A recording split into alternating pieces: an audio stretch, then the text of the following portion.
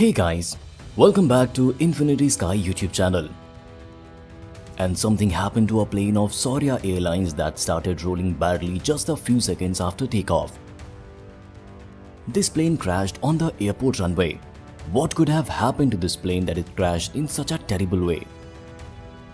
When the reports came out after a year, it revealed so much negligence that it made one lose faith in the name of aviation. So let's know the whole story in today's video. June 2024, Tribhuvan International Airport. A CRJ200 model plane operated by the Saurya Airlines itself was grounded for the first 34 days. This is because a lot of maintenance work was left for this plane. Apart from this, the aircraft's airworthiness certificate had also expired. At this time, the plane was at Tribhuvan International Airport and was to undergo maintenance at Pokhara Airport. The problem here was that the airplane could not fly to Pokhara Airport because its certificate had expired and the maintenance of the plane would not be done until it went there. Therefore, CAAN conducted a test flight on April 26, 2024 to check whether the plane is airworthy or not.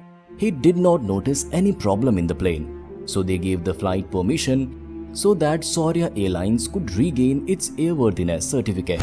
After this, the plane was sent for maintenance on June 28, 5, 12 and 19. But these all were short-term maintenance. The plane had to be maintained in a single day and released. Apart from this, the wheels of the plane were also changed on July 22. After 2 days, the plane returned on July 24. Now, Nepal's Air Transport Division of Civil Aviation Authority gave 72 hours to get the base maintenance checked. Now once again, this plane had to fly to Pokhara Airport. The captain had 6,185 flight hours experience. The co-pilot had 10,824 flight hours experience. However, the names of both pilots have not been mentioned anywhere in the official report. This was a ferry flight. That means the sole purpose of flying this plane was maintenance. Therefore, only those who needed to travel had to board this plane. Only the goods that were needed were to be put into the cargo. But that did not happen. The plane was carrying 2 pilots, 1 crew member, 15 passengers and a child. On the other hand, the first officer had already entered the cockpit before the captain started preparing for takeoff. Meanwhile, on the ground, a crew was loading luggage into the cargo hold. But there was so much luggage that the entire cargo section was full. So he had the remaining luggage put into the cabin. On the other hand, the first officer calculated the V1, VR, V2 speed of the plane according to the weight and center of gravity of the plane and entered it into the flight computer. Now the captain entered in cockpit. He asked the first officer, "Have you checked the V speed?" But he did not ask whether the calculations made by the first officer were correct or not. Now, the plane was ready to go towards the runway. The pilot started the engine but it did not start. On trying again, both engines started one after the other. In a short while, the plane reached runway 02. The power of both planes was maximized and within 13 seconds, the plane's engine reached 92% power.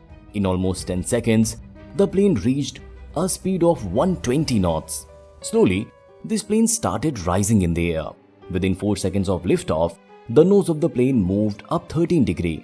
Within the next 2 seconds, it moved up to 15 degrees.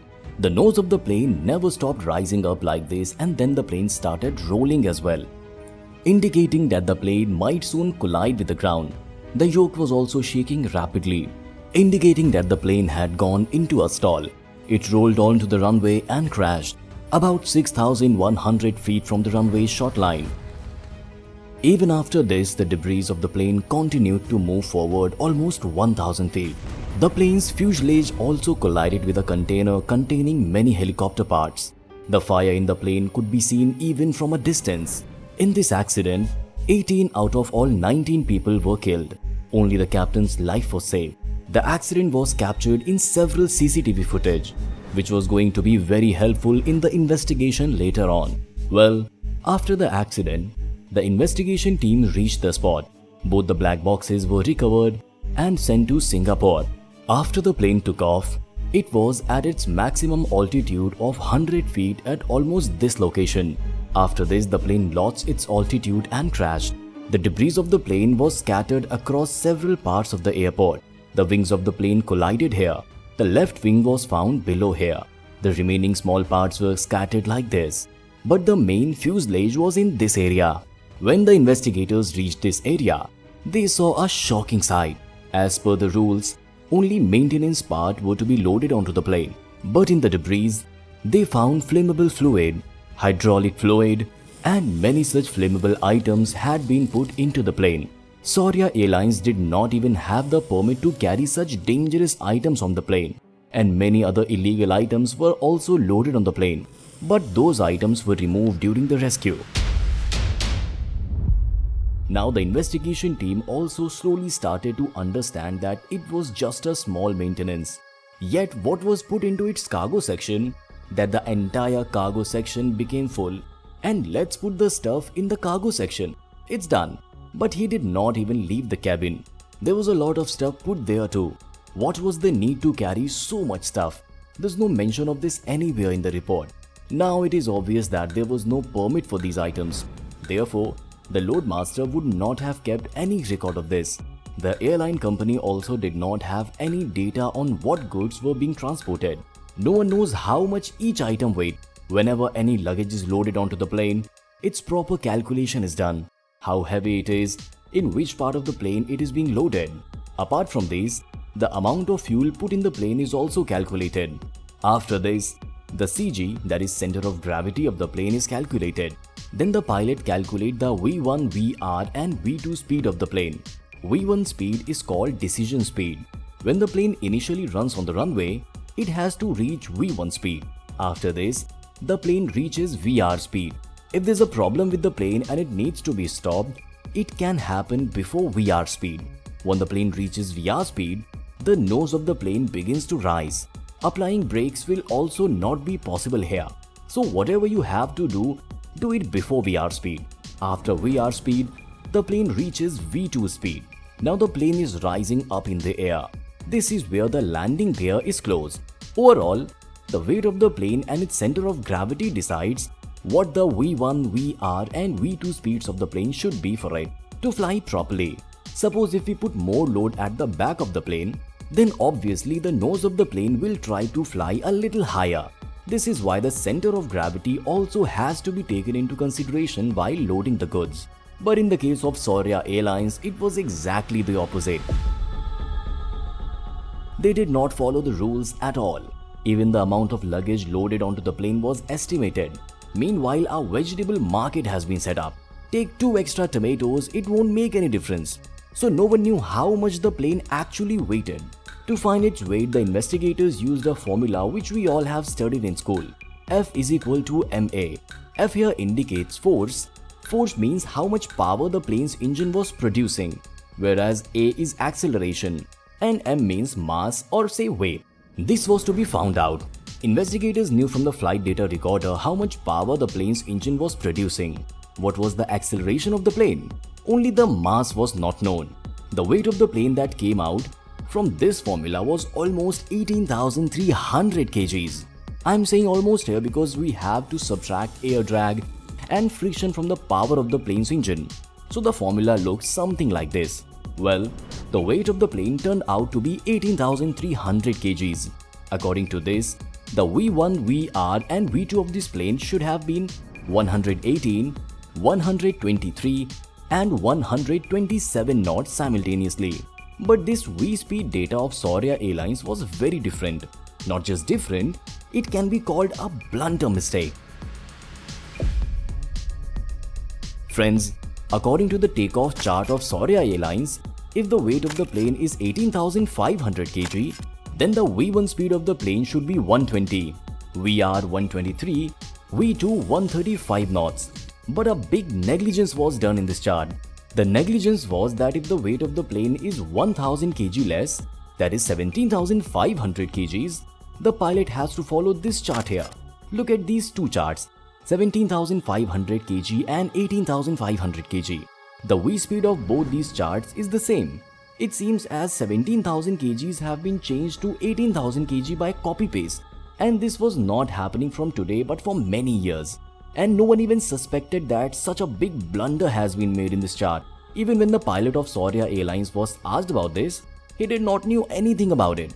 But an even bigger blunder happened when the pilot used the wrong chart and the wrong plane weight.